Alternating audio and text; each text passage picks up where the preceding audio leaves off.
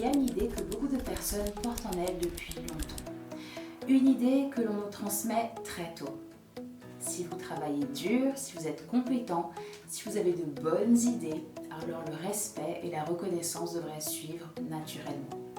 C'est une idée qui rassure, parce qu'elle donne l'impression que le monde fonctionne selon une logique très simple. Le mérite produit la reconnaissance, le talent produit le respect. Et pourtant, si vous observez attentivement certains environnements professionnels, académiques ou sociaux, vous remarquerez quelque chose d'assez troublant.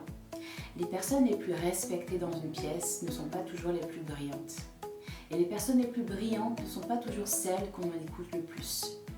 Alors la question devient intéressante. Si le respect ne suit pas automatiquement le mérite, qu'est-ce qui le détermine réellement? Imaginez une réunion. Vous avez travaillé votre sujet, vous avez réfléchi à vos arguments, vous attendez juste le bon moment pour intervenir. Puis quelqu'un parle. Son idée n'est pas particulièrement brillante d'ailleurs, mais la réaction de la pièce est immédiate. Les gens acquiescent, ils rebondissent sur ce qu'il vient de dire, la conversation s'organise autour de lui. Quelques minutes plus tard, vous intervenez. Votre idée est peut-être plus solide, mais la réaction est différente. La conversation continue et votre intervention disparaît presque aussitôt. Si vous avez déjà vécu cela, vous savez à quel point cette situation peut être déroutante, parce qu'elle donne l'impression que la qualité des idées ne suffit pas. Si vous voulez une manière simple de regarder comment votre présence influence les interactions autour de vous, j'ai préparé un diagnostic de présence sociale. Il permet d'identifier certains signaux qui influencent la manière dont les autres vous perçoivent dans une interaction. Beaucoup de personnes découvrent à ce moment-là des choses qu'elles n'avaient jamais remarquées auparavant. Si vous voulez le recevoir, vous pouvez simplement commenter diagnostic et je vous l'enverrai. On continue. Dans beaucoup de parcours scolaires, on nous enseigne une logique très simple. Travaillez bien, obtenez de bons résultats et les choses devraient suivre naturellement. Dans le monde académique, cette logique fonctionne relativement bien. Les notes mesurent une compétence, les examens évaluent une performance. Mais dans la vie sociale et professionnelle, la réalité est tout autre. Parce que les interactions humaines ne fonctionnent pas uniquement sur la base d'une performance mesurable. Elles reposent aussi sur la perception de votre présence, la perception de votre posture, la perception de votre capacité à évoluer dans un environnement donné. Et ces perceptions influencent énormément la manière dont les autres vous traitent. C'est pour cela que certaines personnes très compétentes restent parfois légèrement en périphérie et d'autres semblent naturellement occuper une place centrale. Ce phénomène n'est pas toujours lié au talent, il est souvent lié à quelque chose de plus discret, la lisibilité sociale, la manière dont les autres comprennent instinctivement comment interagir avec vous. Si ce que je viens de vous expliquer vous parle et que vous souhaitez aller un peu plus loin, le diagnostic de présence sociale peut vous aider à voir certains éléments que l'on remarque rarement soi-même. Commentez simplement diagnostic et je vous l'enverrai.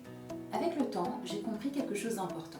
Le respect social fonctionne un peu comme un langage invisible, un langage que certaines personnes apprennent très tôt et que d'autres découvrent beaucoup plus tard. Ce langage ne se limite pas aux mots. Il passe notamment par la posture, le rythme de la parole, la manière d'écouter et la manière d'entrer dans une interaction. Lorsque quelqu'un maîtrise ce langage, les autres comprennent instinctivement comment se positionner face à lui. Et cette compréhension crée le respect.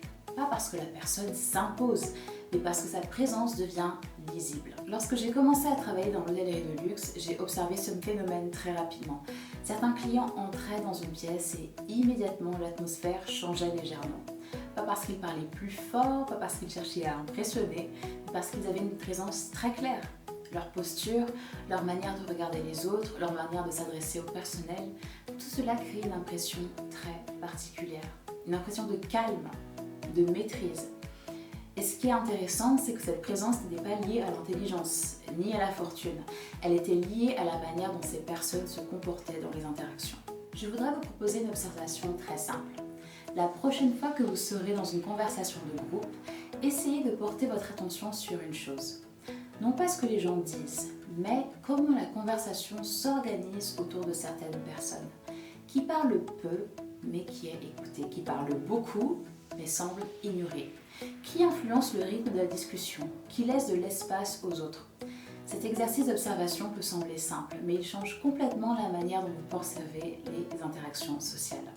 Beaucoup de personnes vivent une forme de frustration silencieuse. Elles pensent que leurs compétences ne sont pas reconnues. Elles pensent qu'elles doivent simplement travailler plus dur. Mais parfois, le problème n'est pas le travail. Le problème est simplement que certaines dimensions de la présence sociale n'ont jamais été expliquées. Et lorsqu'on comprend cela, quelque chose devient très libérateur. Parce que ces choses peuvent s'apprendre. Elles ne sont pas réservées à une élite, elles font simplement partie d'un langage social. Si vous voulez comprendre comment votre présence influence la manière dont les autres vous perçoivent dans une interaction, vous pouvez faire le diagnostic de présence sociale. Commentez simplement diagnostic et je vous l'enverrai. À très bientôt les amis et prenez soin de vous.